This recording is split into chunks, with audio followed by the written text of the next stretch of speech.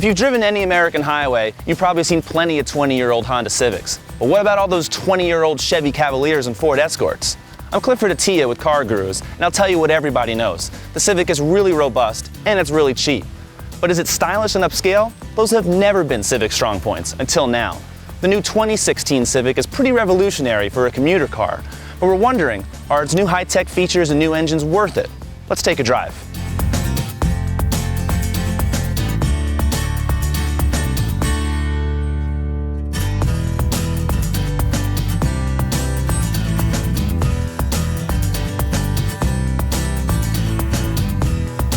So before we talk about the new Civic, we've got to mention the old one. And that one really wasn't that nice inside. Honda put that car out for 2011, and they had to redesign it a year later. It was that bad. Everybody was docking it because really the fit and finish, the quality of the materials weren't up to the usual Honda standards. We felt like they really cheaped out, and you don't get that feeling in this car at all. To be honest, all the new Civics that I've sat in have been really nice. The materials are better. They're softer touch materials on the dash. The digital dashboard we have here is pretty amazing. It's customizable, type of ways that you would get in a Mercedes from a couple of years ago. So there's so much going on in here, and it's delivered with a lot of polish and refinement. Inside, we've got even heated rear seats, 2-stage low and high settings. Who would have thought that? On an E-Class, for example, you have to tell Mercedes to special order that. It's an option. Even the parking brake is, if you call that upscale, it has a brake hold feature. So when you press this button here on the center console, you can lift your foot off the brake pedal when you're in traffic, so you don't have to strain your foot. I know it's very difficult to be stopped in traffic, we know, but that's a nice little feature. Now, I've been just starting to see some Civics on the road, you probably have too, and the ones that are the upper trim models, like our Touring, have full LED headlamps and turn signals and tail lamps. And it just really looks impressive. I mean, you're on that and I honestly thought I was looking at like a BMW 3 Series when I first saw the Civic rolling toward me. I was like, whoa, that's a Honda Civic? It's like, really, everybody does double takes now with this car. Especially our car has the two-tone wheels. It's got some black polished accents on there. It's just super cool looking, honestly.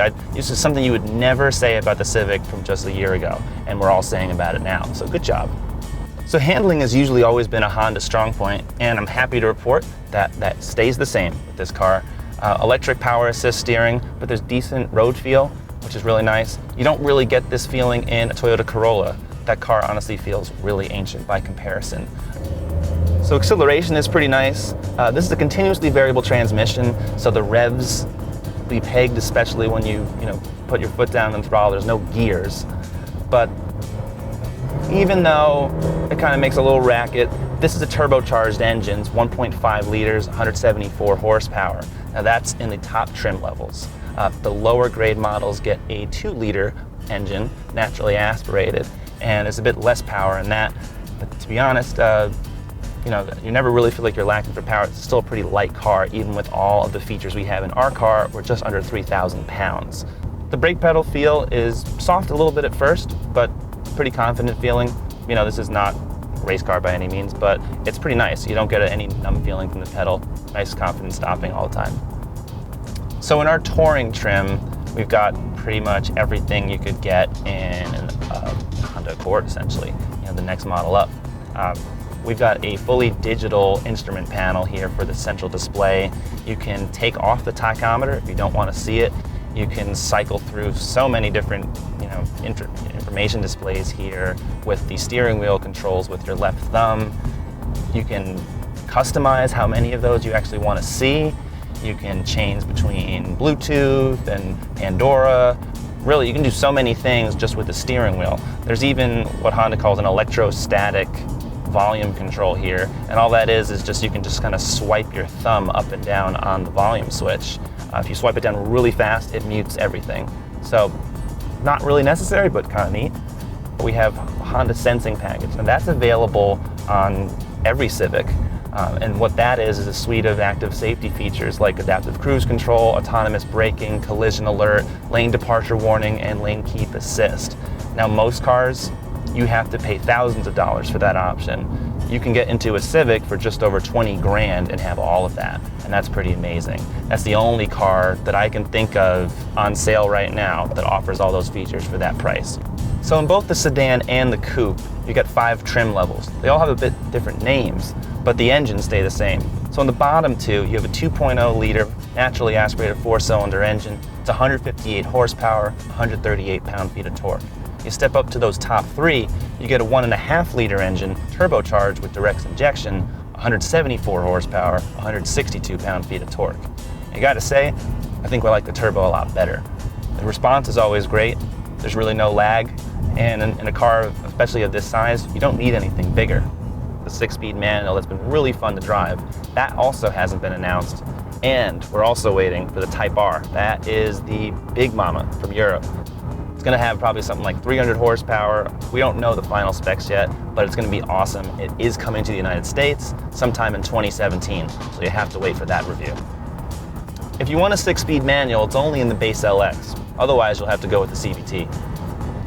So the 6-speed manual Civic has an EPA estimated fuel economy of 27 miles per gallon in the city, 40 on the highway. In the CVT versions, it gets 31 miles per gallon city and 42 on the highway. These are pretty good numbers. Honda has a really cool feature, it's called Lane Watch. It's an option, but it is available in a couple of the Civic trims. And what it does is it mounts a side camera on the right-hand side mirror to watch your blind spot when you're, doing this usually. You don't have to do that. Now, typically, I like to adjust my right-hand side mirror so I don't have to turn my head anyway. But this is a really useful feature. It uses the central display to show that camera feed. And it even has lines showing how many car lanes the car you're about to pass is behind you. Really simple, it works really nicely. So when you open the trunk, and you have to remember, there is a trunk, it's not a hatch, despite what it looks like, 14.7 cubic feet in the Touring, 15.1 cubic feet in all the other trims.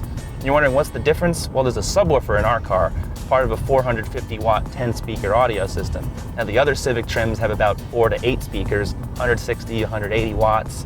So it needs the space, and quite honestly, it's probably worth it. So despite that sloping roof line, there's actually a good amount of headroom in the rear seats. Legroom is pretty good too. You even, on our car, have 2-stage heated rear seats for those outboard seating positions, and there's a central headrest, which I always think is really important for safety, because if you ever have someone there, you want them to be just as well protected. So our car has the optional 7-inch touchscreen display here, and you can swipe it, you can move icons around and change them. Our car has navigation, and it's not Honda, it's Garmin, so if you've used any of their aftermarket units, you'll fit right in here. It's really clear, it's got live traffic, it's got pinch to zoom, you can swipe, and also it has single string voice input, so it makes putting an address in super easy. You can just do 123 Main Street, Boston, Massachusetts, it goes right in. This infotainment system is based on the Android operating system, and there's actually a lot of customization you can do with it. There's even a second skin that you can do within here. There's a lot of options, so it'll take you a while to cycle through them, but once you do, you'll have a completely different look than what you have on here. Now the only issue with the rest of this touchscreen, there's no physical controls for the volume, for the power, and even for the fan speed. You have to press this climate button to get in to change the fan speed, which is really kind of infuriating.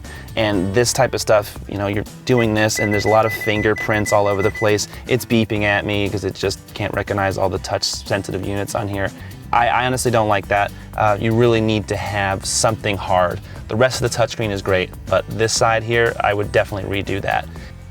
When I first picked up this car, I thought taking it on a long road trip would be a prison sentence. Because what can I say? I'm a sucker for luxury cars. But I was wrong. In touring trim, the new Civic offers a type of luxury features, variety of entertainment options, and impressive safety features that were simply absent from this compact car segment just a year or two ago. So the bottom line, count on seeing this Civic on US roads for 20 years or more. For more details on the new Civic, check out my full review on CarGurus.com, and if you like this video, subscribe to our YouTube channel. Thanks for watching.